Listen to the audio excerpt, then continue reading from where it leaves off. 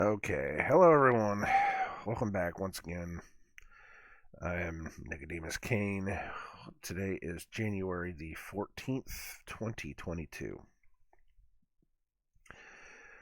Today I'm going to read a long one. I might as well just jump right into it. This is Psalm 89. This is a maskil of Ethan the Ezrahite, which again, a maskil is poem or song of wisdom, for those that don't know. And I was going to make a joke about the height of an Ezra, but it's gone now. It was there, but it was gone. Um, yes, this is a long one. This is man, you put the whole thing together, it's 2 pages. So this is going to take up the bulk of this video, I'm sure. And again, I may not go through it a second time because it is so big. But we will try to remember.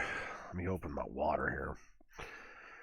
We will try to remember specific things inside of it, I hope, so that I might be able to come back and go over them again.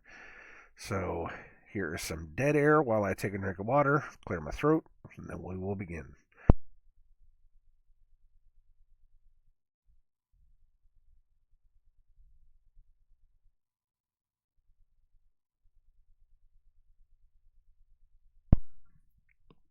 Okay. So, Psalm 89. Let's see if we can get through this without messing it up too much. I will sing of the mercies of the Lord forever. With my mouth will I make known thy faithfulness to all generations. For I have said, mercy shall be built up forever. Thy faithfulness shalt thou establish in the very heavens. I have made a covenant with my chosen. I have sworn unto David my servant. Thy seed will I establish forever, and build up thy throne to all generations. Selah. And the heavens shall praise thy wonders, O Lord. Thy faithfulness also in the congregation of the saints. For who in the heaven can be compared unto the Lord?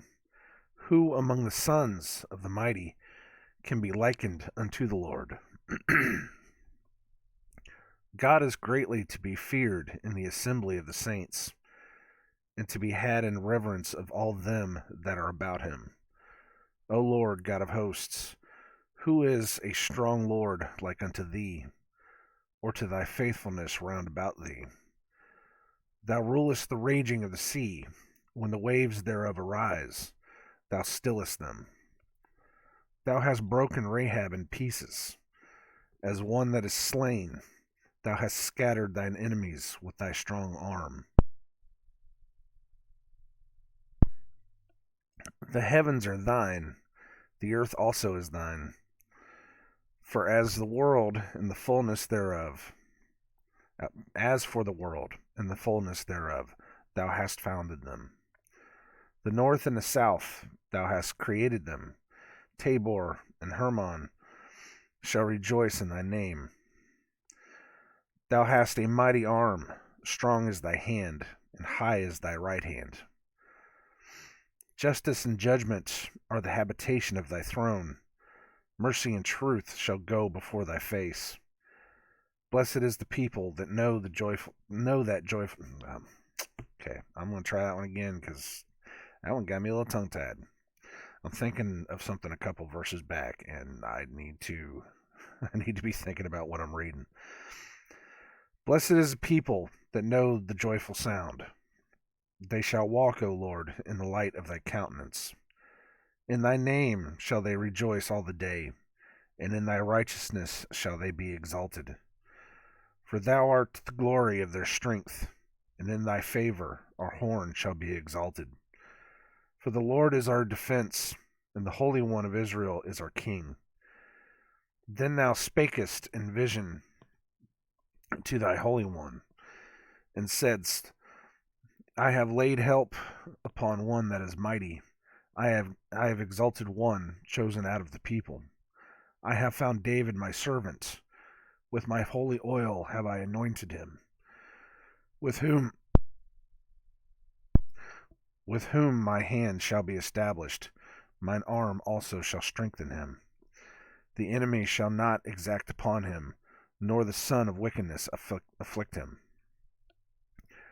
And I will beat down his foes before his face, and plague them that hate him. But my faithfulness and my mercy shall be with him, and in my name shall his horn be exalted. I will set his hand also in the sea, and his right hand in the rivers. He shall cry unto me, Thou art my Father, my God, and the rock of my salvation.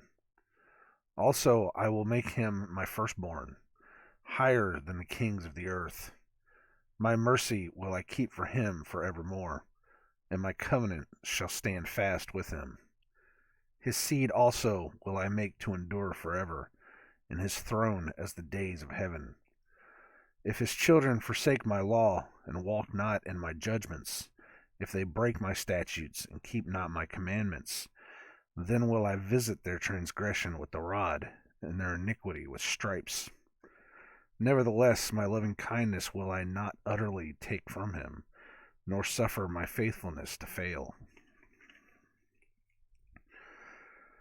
My covenant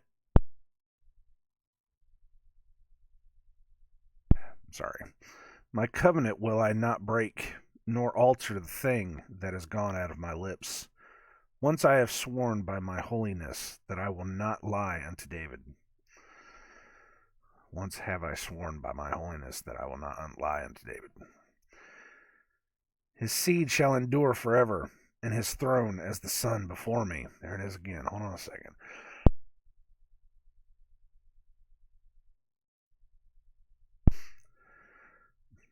Okay. Verse 36. We'll go back one. His seed shall endure forever, and his throne as the sun before me. It shall be established forever as the moon, and as a faithful witness in heaven. Selah. But thou hast cast off and abhorred. Thou hast been wroth with thine anointed. Thou hast made void the covenant of thy servant. Thou hast profaned his crown by casting it to the ground. Thou hast broken down all his hedges. Thou hast brought his strongholds to ruin. All that pass by the way spoil him. He is a reproach to his neighbors. Thou hast set up the right hand of his adversaries. Thou hast made all his enemies to rejoice. Thou hast also turned the edge of his sword, and hast not made him to stand in the battle. Thou hast made his glory to cease, and cast his throne down to the ground. The days of his youth hast thou shortened. Thou hast covered him with shame. Selah. How long, Lord, wilt thou hide thyself forever? Shall thy wrath burn like fire? Remember how short my time is. Wherefore hast thou made all men in vain? What man is he that liveth, and shall not see death? Shall he deliver his soul from the hand of the grave? Selah. Lord, where are thy former loving kindness, which thou swearest unto David in thy truth? Remember, Lord, the reproach of thy servants, how I do bear in my bosom the reproach of all the mighty people. Wherewith thine enemies have reproached, O Lord, wherewith they have reproached the footsteps of thine anointed. Blessed be the Lord forevermore. Amen and amen.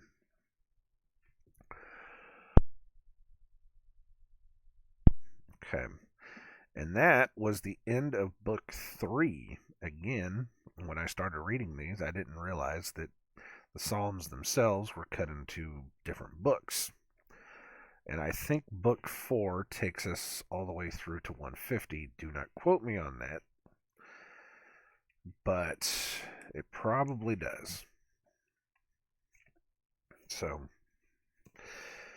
man, there was a lot in there.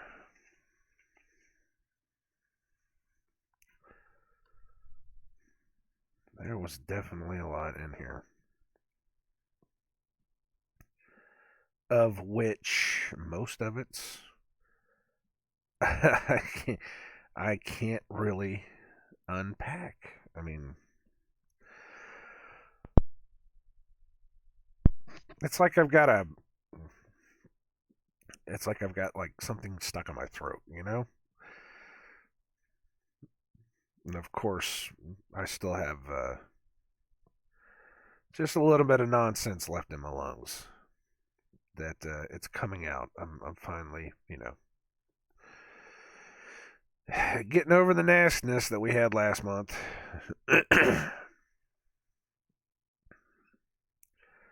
So, what do I do here? Do I reread this? How long did that take? 10 minutes?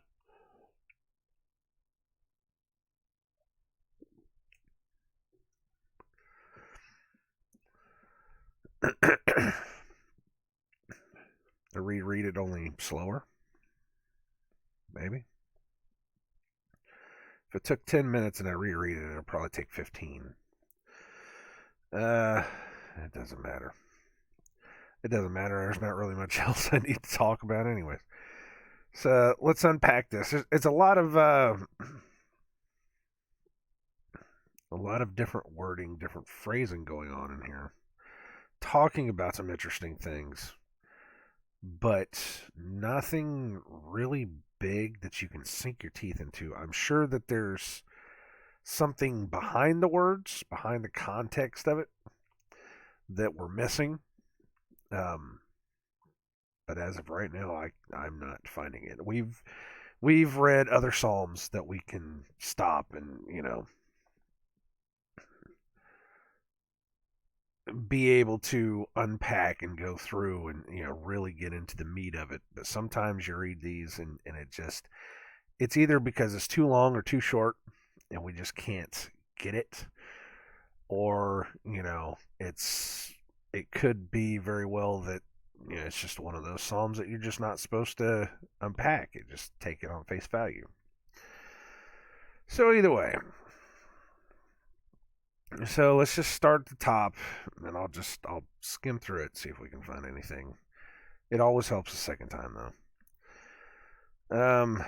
I will sing of the mercies of the Lord forever. With my mouth will I make known thy faithfulness to all generations. That speaks for itself. For I have said, mercy shall be built up forever. Thy faithfulness shalt thou establish in the very heavens. I have made a covenant with my chosen. I have sworn unto David my servant. Thy seed will I establish forever, and build up thy throne to all generations. Selah. Which is what he said he was going to do, was establish the seed of David, the throne of David. And the heavens shall praise thy wonders, O Lord, thy faithfulness also in the congregation of the saints. For who in the heaven can be compared unto the Lord? Who among the sons of the mighty can be likened unto the Lord? Who among the sons of the mighty can be likened unto the Lord? God is greatly to be feared in the assembly of the saints, and to be had in reverence of all them that are about him. O Lord God of hosts, who is a strong Lord like unto thee, or to thy faithfulness round about thee? There is none higher. Thou rulest the raging of the sea, when the waves thereof arise, thou stillest them. Thou hast broken Rahab in pieces, as one that is slain. Thou hast scattered thine enemies with thy strong arm. The heavens are thine, the earth also is thine. As for the world and the fullness thereof, thou hast founded them. I say it's pretty straightforward. The north and the south, thou hast created them.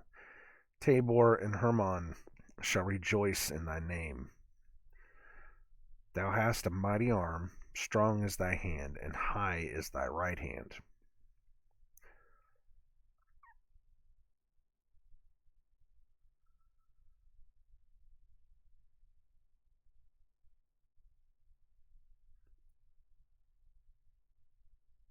just taking me a second to digest that one. And I don't think there's anything really crazy in it because I don't want to send anybody astray. We'll just leave it. We'll leave it at that. It's there's something to that line that I am missing. I don't know why that line is sticking out to me. Thou hast a mighty arm, strong is thy hand, and high is thy right hand. Why is that sticking? I mean,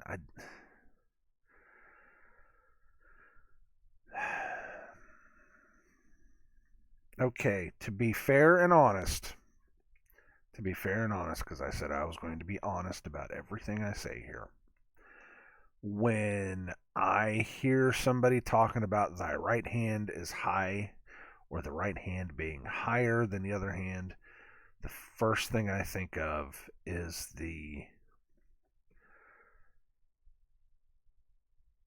Masonic poses of, well, not even the Masonic poses, but also the Baphomet poses, where they have their left hand pointing at the ground and the right hand pointing up into the air.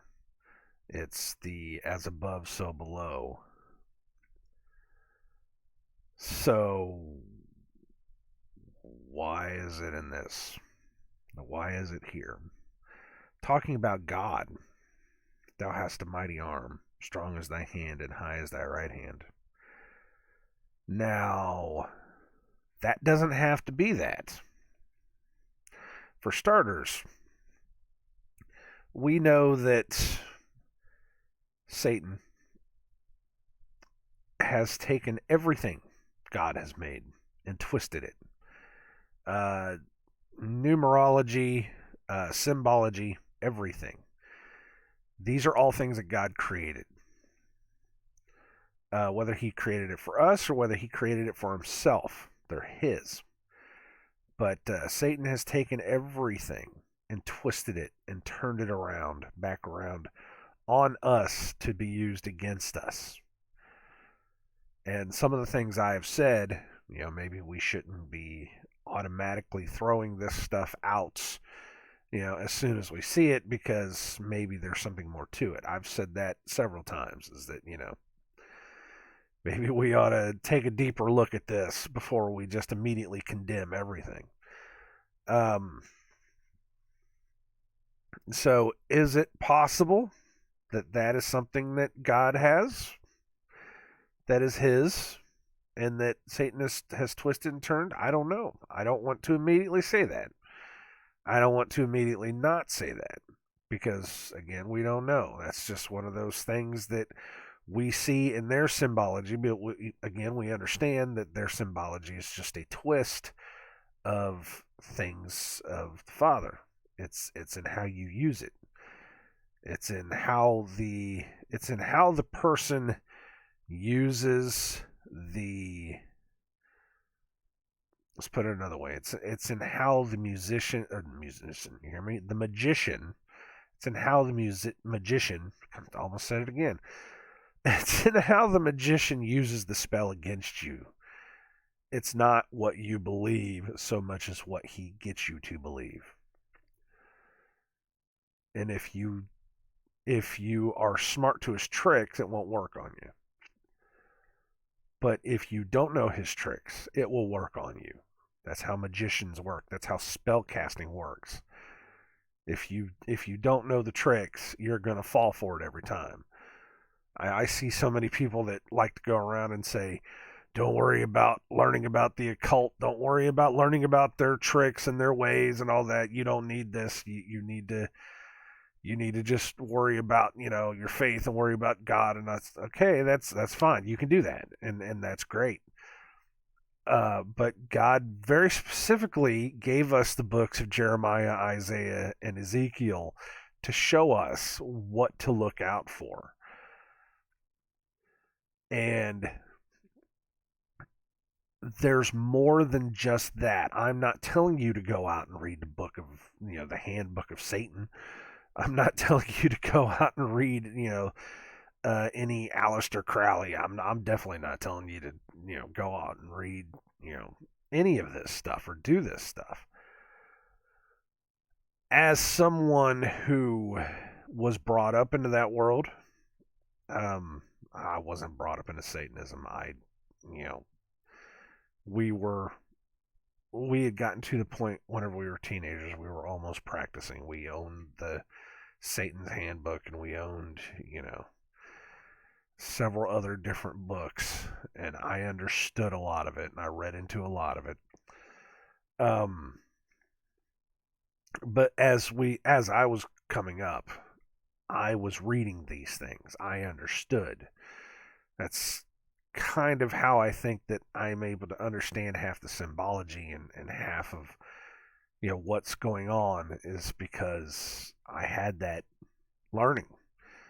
Maybe people, maybe certain people aren't supposed to have that, and that's fine. And I'm going to say that's great. But you have to understand that eventually you're going to have to know how the dealer is dealing from the bottom of the deck. You're going to have to be able to see it. I'm not saying that you need to learn everything in the world of the occult to be able to do that, but I'm saying you should at least know one of their tricks so that you don't get confused. So that you don't, so that the magician's tricks don't work on you. I think that's fair to say. I don't think we need to cut out everything immediately, but at the same time, if it's going to save you by not going into the door that's marked, 101, then yes, I would rather you understand what the number 101 means.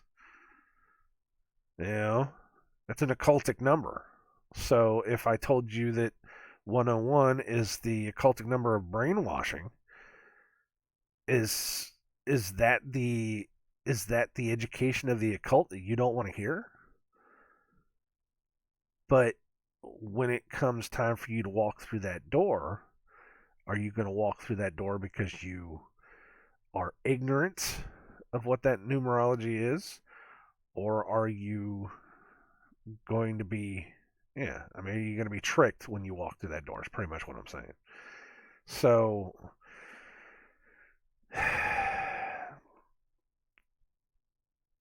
that line's a little weird. The fact that it's a verse 13 is a little weird. That's just a weird line. I don't know why. The Father has made me stop on that one. It's very strange. We're going to go past this. I don't know if this will ever come back up again. It's just, I don't know why that's sticking in my head. I really don't. But that was, I don't know. Okay, anyways, verse 14. Justice and judgment are the habitation of thy throne. Mercy and truth shall go before thy face. Blessed is the people that know the joyful sound. They shall walk, O Lord, in the light of thy countenance. In thy name shall they rejoice all the day, and in thy righteousness shall they be exalted. For thou art the glory of their strength, and in thy favor our horn shall be exalted. For the Lord is our defense, and the Holy One of Israel is our King. Then thou spakest in vision to thy Holy One, and saidst, I have laid help upon one that is mighty. I have exalted one out of the people. Now,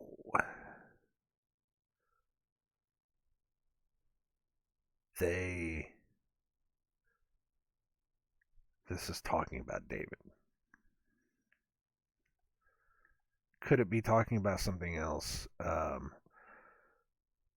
Someone else? Could it be talking about Christ? possibly, but when it gets down to his seed also will I make to endure forever, that's where it kind of falls apart. So you're gonna have to pray for wisdom on this. Um, this is about David. It took me a second to kind of get it into my head that this is not talking about Christ. I'm not telling you what it is or isn't. That's why I said you're gonna have to find it out for yourself. I have exalted one, chosen out of the people. Verse 20. I have found David my servant. With my holy oil I have anointed him. See, it even kind of says it there itself.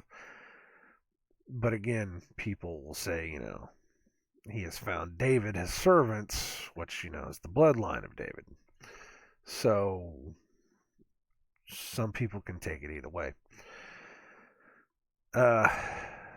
With whom my hand shall be established.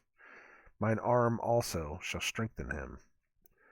The enemy shall not exact upon him, nor the son of wickedness afflict him.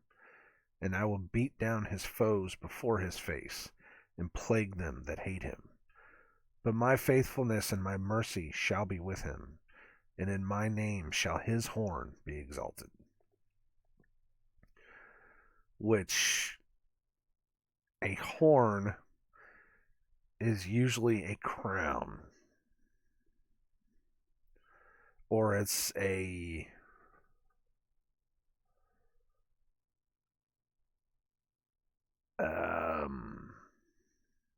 kingship.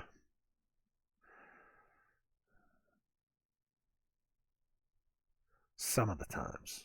So I said usually. So, in my name shall his horn be exalted. So again, it could go either way, but there's still, once you get down to his seed also will I make to endure forever, it just kind of falls apart that this is Christ. I will set his hand also in the sea, and his right hand in the rivers.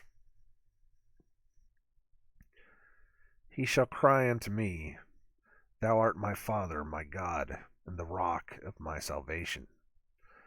Also I will make him my firstborn, higher than the kings of the earth. And see, there's one right there. My mercy will I keep for him forevermore, and my covenant shall stand fast with him. His seed also will I make to endure forever, and his throne as the days of heaven.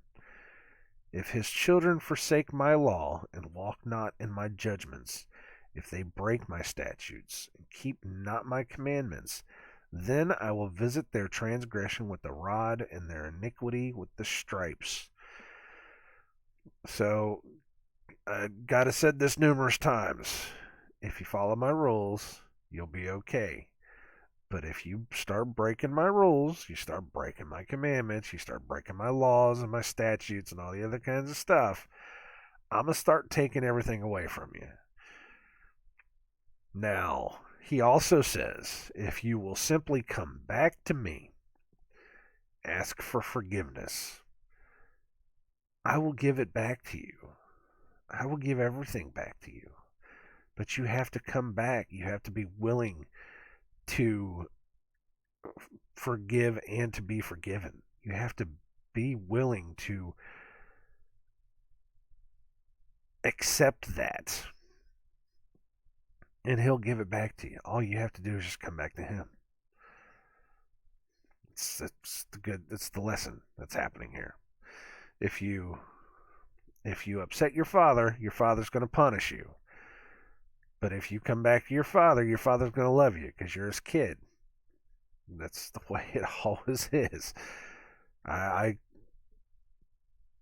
not going to go into my own life. The iniquity stripes.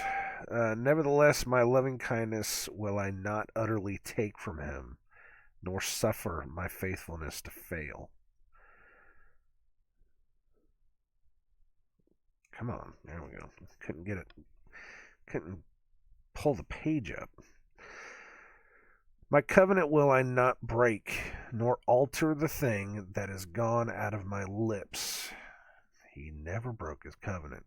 He never changed his laws. Just saying. Once there's a part of me right there that wants to say that, when Christ came, Christ didn't come to change the laws. He didn't come to break or change any of the laws. He came to fulfill them. I I don't know why I was led to say that, but there you go. I mean, I know why I was led to say that, but once I have sworn by my holiness that I will not lie unto David. Once have I sworn by my holiness that I will not lie unto David. His seed shall endure forever, and his throne as the sun before me. It shall be established forever as the moon, and as a faithful witness in heaven. Selah. There's a lot of talk about how the moon will be established forever. So, but it does say that when when they get into the New Jerusalem, that they won't need the sun because the light of the city shall be so bright that they won't need a sun. Something similar to that. The moon will be there forever, but the sun won't be there forever. It's I don't know. It's something to ponder, something to think about. Verse 38. Is that where we are? Yeah. But thou hast cast off and abhorred. Thou hast been wroth with thine anointed. Thou hast made void the covenant of thy servant. Thou hast profaned his crown by casting it to the ground. Thou hast broken down all his hedges. Thou hast brought his strongholds to ruin. All that pass by the way spoil him. He is a reproach to his neighbors.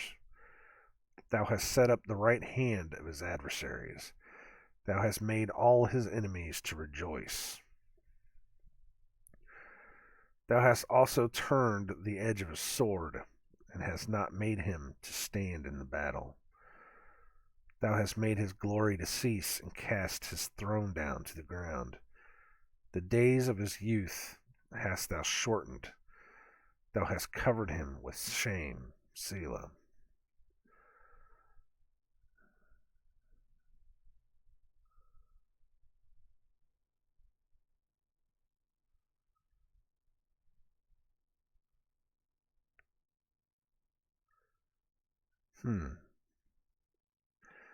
I'm thinking of something there, but I'll keep it to myself for now.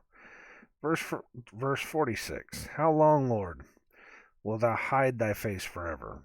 Shall thy wrath burn like fire? Remember how short my time is. Wherefore hast thou made all men in vain? What man is he that liveth, and shall not see death? Shall he deliver his soul from the hand of the grave? Selah. Lord, where are thy former loving kindnesses, which thou swarest unto David in thy truth? Remember, Lord, the reproach of thy servants, how I do bear in my bosom the reproach of all the mighty people, wherewith thine enemies have reproached, O Lord, wherewith they have reproached the footsteps of thine anointed. Blessed be the Lord forevermore. Amen and amen. Now there's stuff going on there.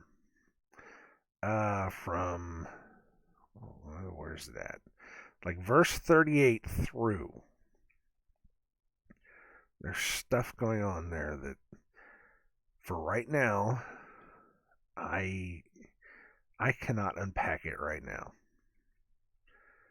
It's something that I am definitely going to have to pray on later. It's when you read something through and you can't really understand it right at that point. I have found that it's better to just let it go. Let your subconscious kind of take a hold of it for a little bit, and then if it's something that you really need to understand, it'll come back to you. It'll come back to you and hit you, and you'll be like, "Oh, that's what that meant." But if it's not meant for you, it's not meant for you. There are. The heck was that? Something fell behind me. That was probably. Yeah, I got a stack of boxes behind me. It was probably one of those. But if it was something that I was meant to hear, it'll come to me. And it'll keep coming to me over and over and over again. I don't know how many times there's certain verses that constantly stick out to me in some way, shape, or form. And those are usually the ones that, I need to have to be able to get through the day. But then there are other verses where I just look at it, and if I look at it 20 times, I still may not get it. And those are the ones where I have to stop and say, okay, maybe I just need to walk away from this. So I do. And that's how that works. Usually, that's how that works. So the whole ending of that is something that I'm going to have to think about. See where it takes me. If it takes me anywhere. If it's supposed to take me anywhere. You never know. But that was that. Psalm 89. Again, could I be wrong about all this stuff? Yes, absolutely. I am just a flawed human being. I have. That has been one of the biggest parts of my prayers over the past week. Yeah, I am just a flawed human being, Father. You find it in your heart to be able to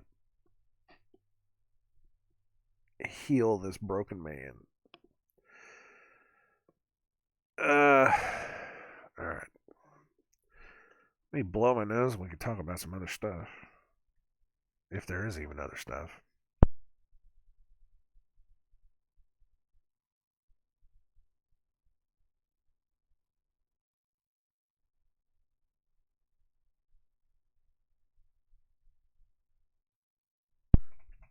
Because I was thinking,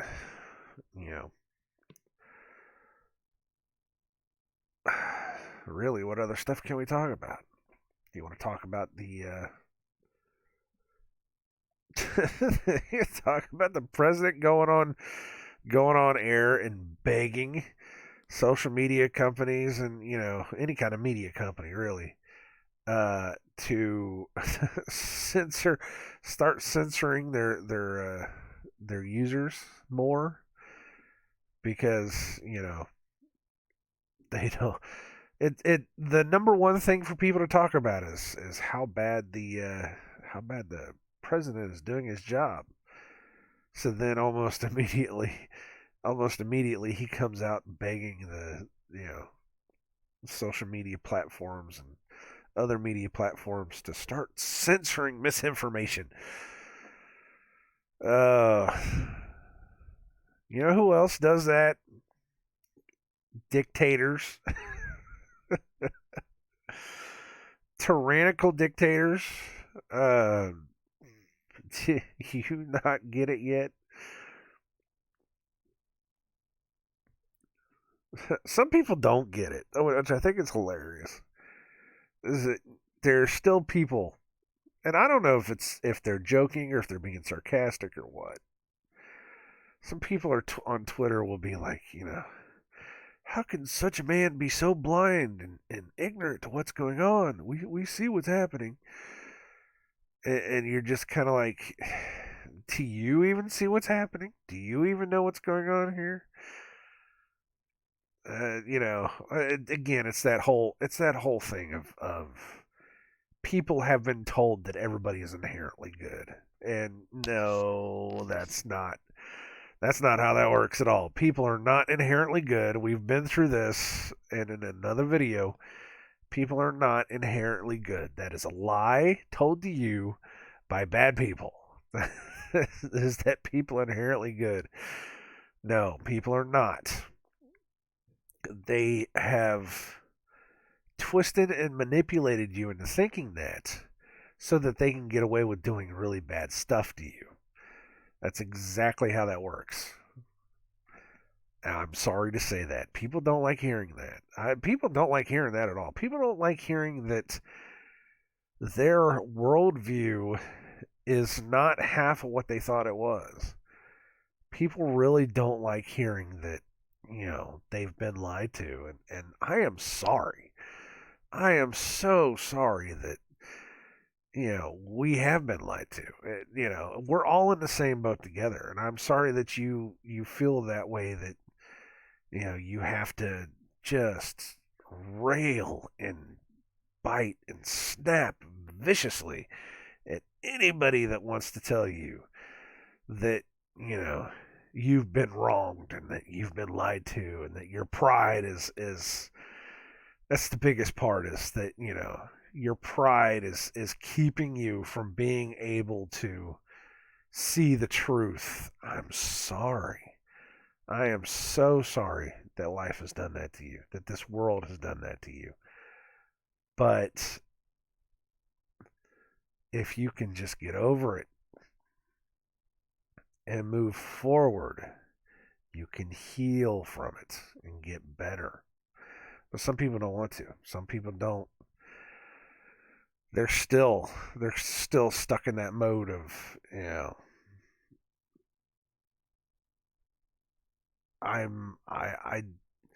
they're still stuck in that mode of thinking and knowing that, well, thinking and believing that everything they know is okay, that it's still gonna work out in the end.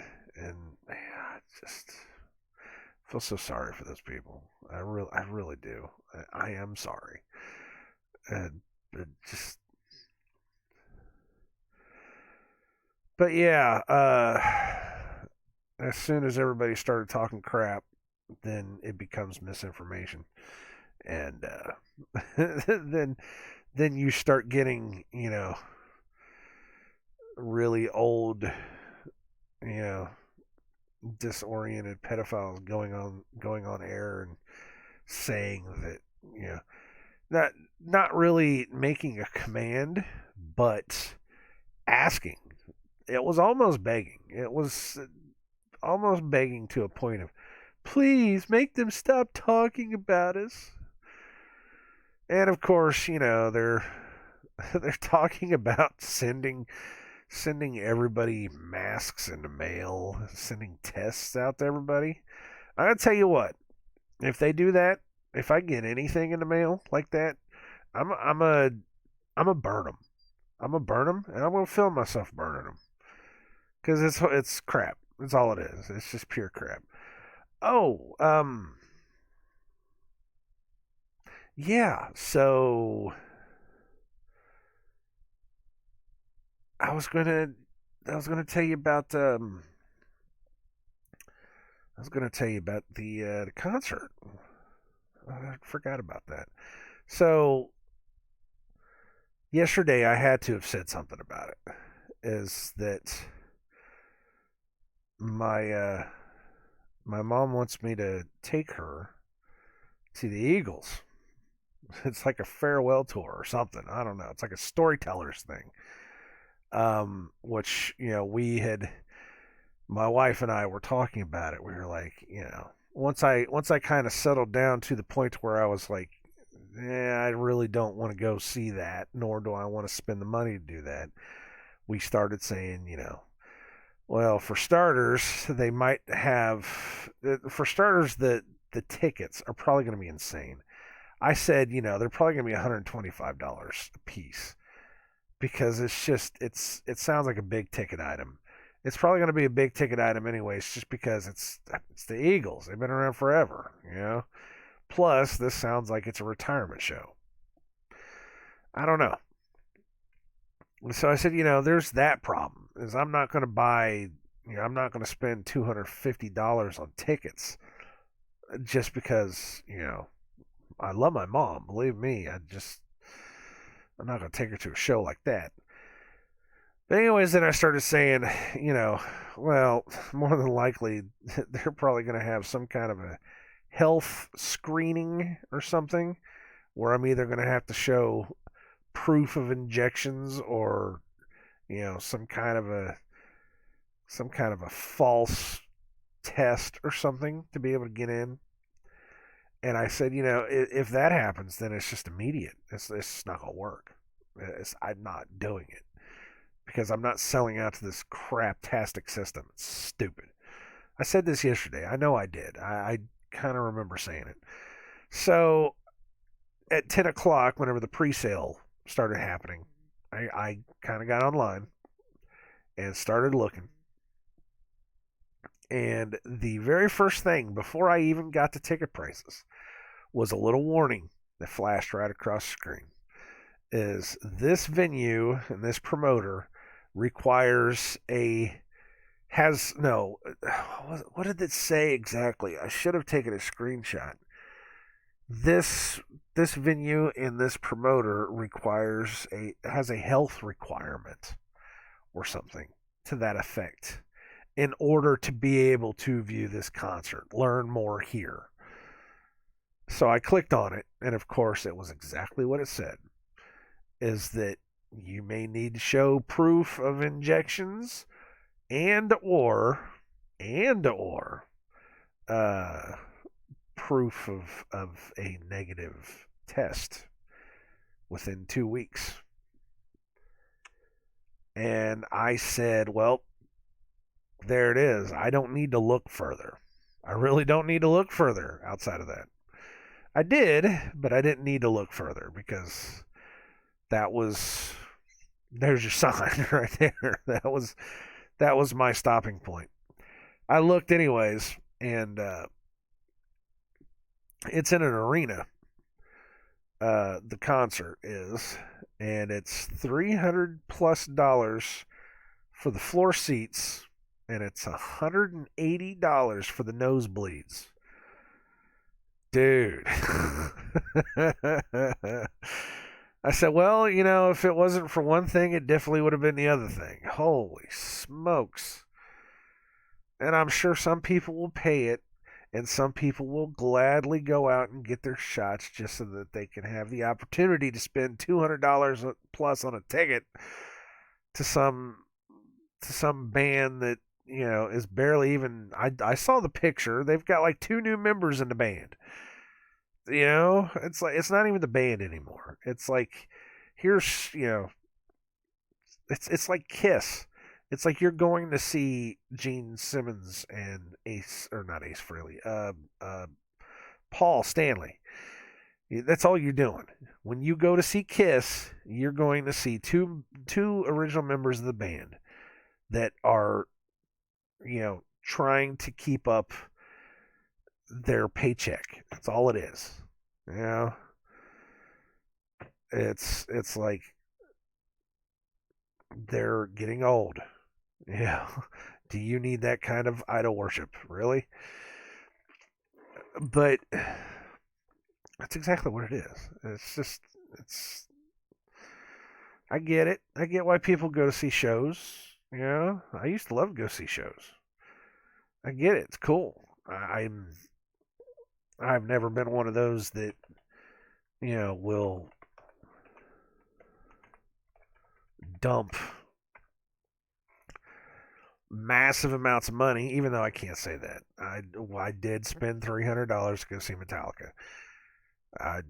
Those were killer seats, though, and it was a heck of a show. It was the best show I ever saw in my life, and that's good enough for me. But, I'm not like that anymore, man. It's too much. It's just way too much. People do that, though. People do that all the time. But there's also that part of it now that, like I said, people not only will spend X amount of dollars to go see, aging aging rock band from the 1980s, you know, on their farewell tour before they go do their solo casino acts for the rest of their life. Uh, but they will willingly line up for their shots for the opportunity to be able to go to spend their $300 a ticket to go see their aging 1980s rock band that, their farewell tour before they go do their solo casino acts. That's what my wife said. She said, that this is their farewell tour before they go to some Vegas casino and they spend the rest of their life like that. And I said, no. What's going to happen is they're going to go do their solo stuff, and then they're going to do the casino circuit. That's what they do. That's what all these bands do. We have two casinos in Indiana within 2 hours of each other. Well, an hour of each other, actually. Because, Anderson it's only an hour up. And that we always get the aging rockers. Always come through. Sometimes they're free, sometimes they're not free. It just depends. But it's that casino tour. That's what we call it. This is like the only way that they can make any money. It's just they go through on the casino tour. And it's always like, Molly Hatchet, Leonard Skinner, the guys that can't do the arenas anymore because nobody cares. It's just like, well, and then it gets to be like the solo guys from those bands that come through. Like, what was it? A couple years back, it was like the lead singer of, God, I want to say Cheap Trick. And I thought it was weird. I was like, doesn't Cheap Trick themselves just tour anymore? But it was like the lead singer or something. I could be wrong on that. Yeah, I could be thinking about another band.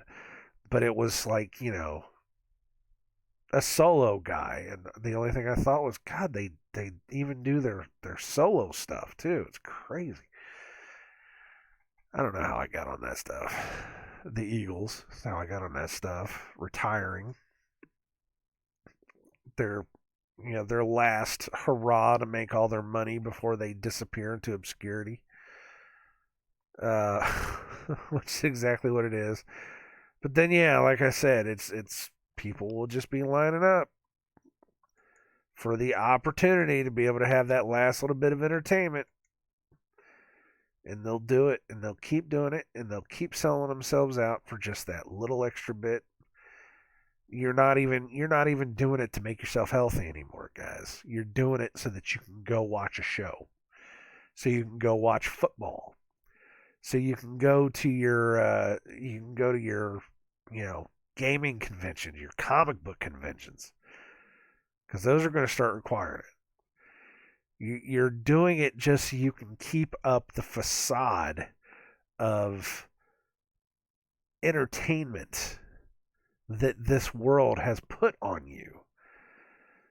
Is you can't give up that stuff. Is that you have to have it. So what do? You do whatever they tell you to do. And that's exactly where we are right now. And that's exactly what's happening. And it's just disgusting. Sorry, I'm gonna call it what it is. Call it how it is. It's disgusting. You people are selling yourselves out, and it's not you people. I mean, I don't think there's any one person that's listening to this video that's doing that kind of stuff. And if you are, stop it. Stop it. Because if you're listening to this, you either, and you're like that, you either took your first shot or you took your second shot, and you're just like, you're still thinking about that third one because you're never going to be fully injected. You're never going to be fully injected. You're not. They're going to keep pushing that and pushing that and pushing that, moving those goalposts. Third, fourth, fifth shot, I've already said that one of those chambers in that gun is going to be loaded. You're going to keep playing Russian roulette until one of those finally gets you. And now it's like everybody is, and people see. Another thing I've been seeing on Twitter is people are just going off. They're saying, I did everything I was supposed to do. I got my shots and I got this and I got that and all that, but I still got sick. I don't know how I got sick. And then, of course, the echo chamber that I'm inside of, the people that I listen to, they repost these, and I get so shitty at seeing them because it's like I don't need to see this, but I get it. I get what they're saying is that they're showing that the normies are asking questions. The normies are getting upset that they did everything they were supposed to do, but they're still getting sick. They're still testing positive. They're still they're still going through all the garbage. I get it. I get why you're doing that.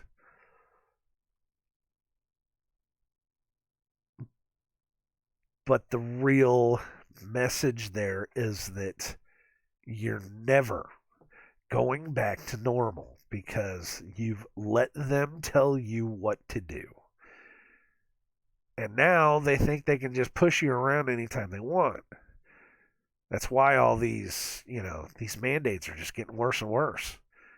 It's because now it's like, oh, we have some power now. Screw it. We're just going to see how far we can push them.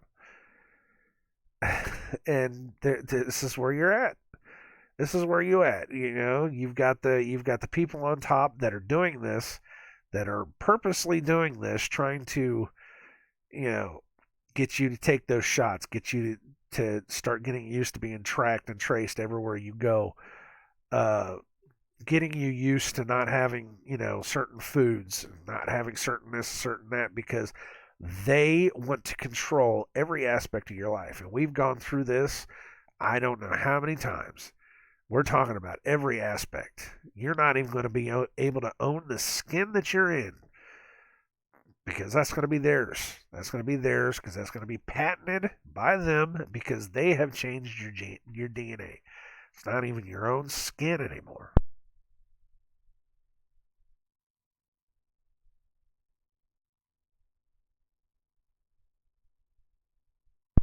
And everything you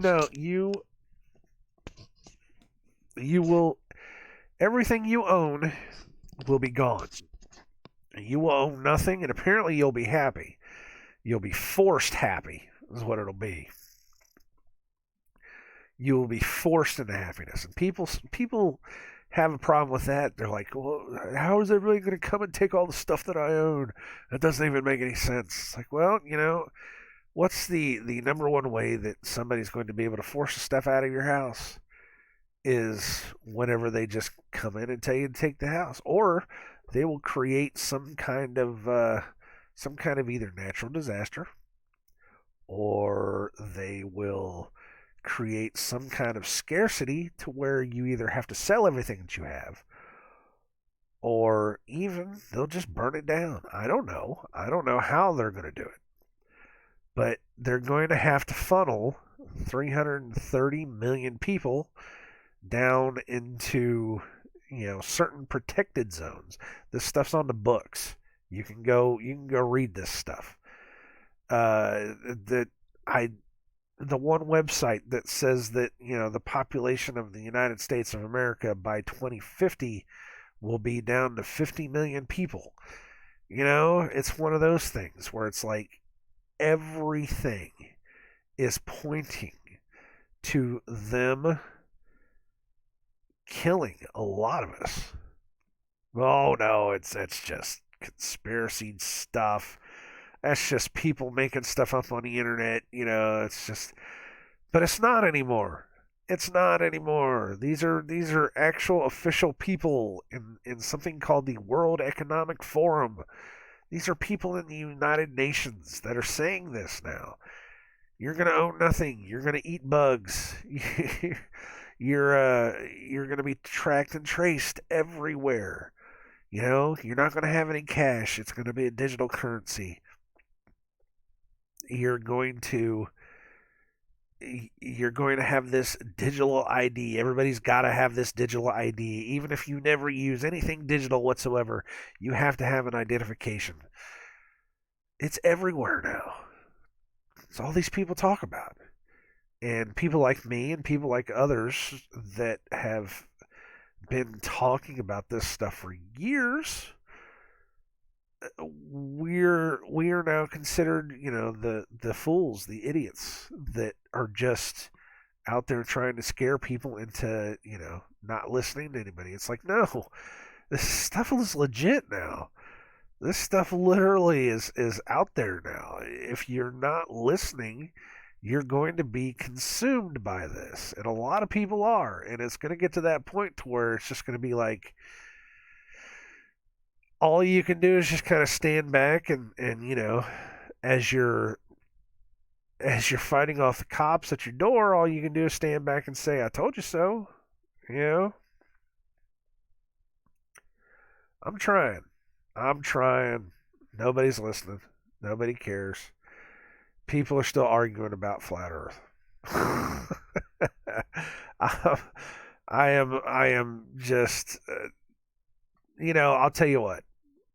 The having the arguments over space and the universe and stuff that I've been having on Twitter has been a welcome change from all of the other garbage that's going on in the world.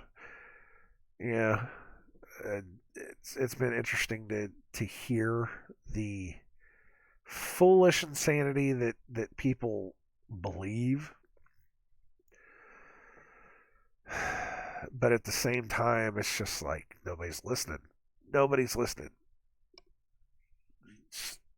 Cannot. Somebody asked the question: did you ever think that you would be living in the end times? And I was like, no, no, no, never in a million years.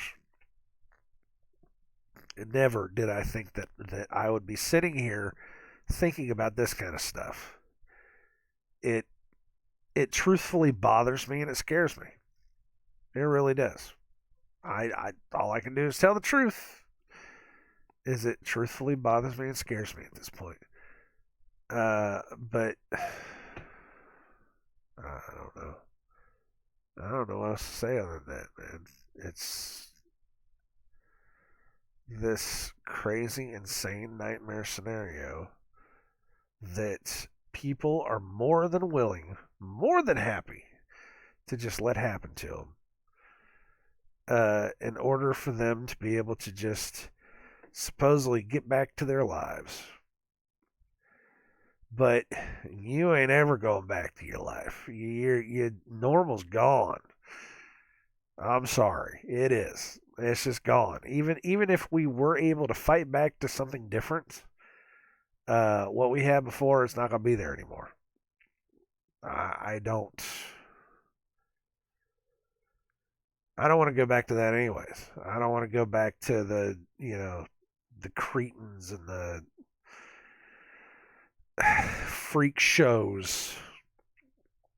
But we're not going back to that either. We're there was a bit of sense and understanding to where people knew who they were, what they were. They didn't need to have a million different pronouns.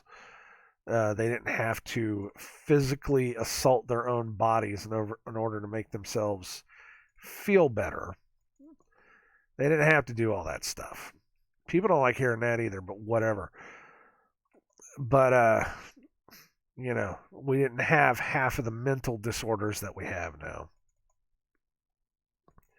So whatever this new thing is that we're slowly but surely rocketing towards,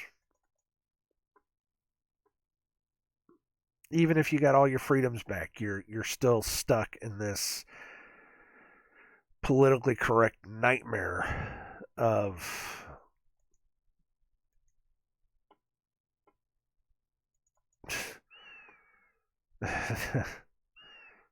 this nightmare of not being able to tell the truth, of people that think that it's okay for a 50-year-old man to be with a 7-year-old girl. Are you out of your minds? God.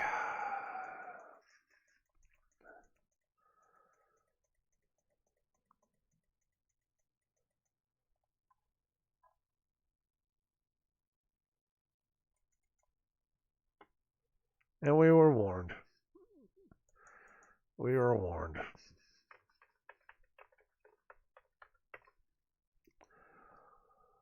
That's a downer. That's a downer. On that note, since I have to go to work, which I don't want to, I'm so tired. I'm so exhausted. We were talking about this yesterday whenever I got off work. I said, you know, in order to get some sleep, I need to stop working the overtime because I'm working the overtime. It's voluntary now, but I'm still working it. And one of the reasons I'm still working it is that if I stop working it, they're going to make it mandatory. Because I have the feeling I am one of maybe 5 people that are working the overtime. And it never fails. It absolutely never fails that as soon as I stop working the overtime, that they make it mandatory. It's like I am the linchpin that this place of business needs in order to not make mandatory overtime. And just that's a problem, you know? That's a problem. I don't want to be that guy. I really don't. I get it. I'm a good worker. I'm a hard worker, and I have a good work ethic. It's just something I inherited from my grandfather. I get it. I do that, but uh, this is killing me. This is absolutely killing me. I need sleep. I need sleep. I need to be able to recharge my body. I need to be able to stop eating to stay awake. That's my biggest problem. This is how I gained all the weight over the past 2 years is by working constant overtime, and what I'm doing is I'm eating to stay awake. I need to stop that. And it's because of the overtime. That's all it is. But of course, again, we have far bigger problems than overtime. So I don't know.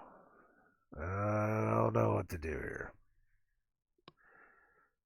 I know what to do. I'll let you guys go so I can go to work. Thank you guys for listening.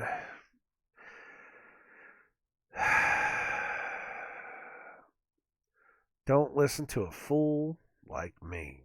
Go find it out for yourself. I don't know how many times I gotta say that. I could be wrong 99% of the time. So don't listen to me. Find it out for yourselves. If you find it's true, come back. Come back and tell me that I was right. If I'm wrong, come back and tell me that I'm wrong. I'm willing to listen because I don't have all the answers. I'm just trying to get through this nonsense, man. I'm just trying to get through it. All right, you guys take it easy. I love you all. God bless everyone. It's a freaking nightmare. It's like just trapped in a nightmare. Um, Speaking of nightmares, that dream I had last night. What the heck? Ugh. Uh,